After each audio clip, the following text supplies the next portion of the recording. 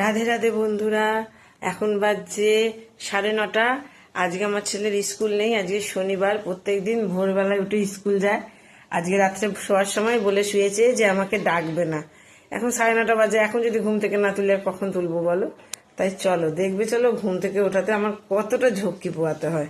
চুপচাপ চলো দেখাই কি করে ও। হ্যাঁ বাবা, অরু আয়, অরু অরু, ওর বাবাই 9:30 বাজছে তো, এবার তো উঠতে হবে। ওটো, এটা খুলি, ঠান্ডা টিং টিং টিং টিং টিং টিং। এ দেখো, খুলতে দেবে না বন্ধুরা, ভিডিও হচ্ছে। ওটো বাবা, ওটো ওটো ওটো ওটো ওটো ওটো, টানে না, ওটো ওটো। কেন উঠবি না ঘুম থেকে? কিরে, স্কুল না থাকলে কি বেলা অবধি ঘুমাতে হয়?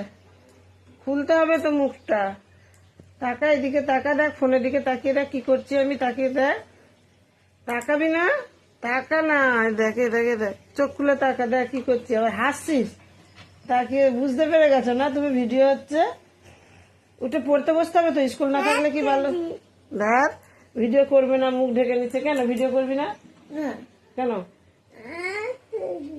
স্কুল না থাকলে কি এত অব্দি ঘুমাতে হয়?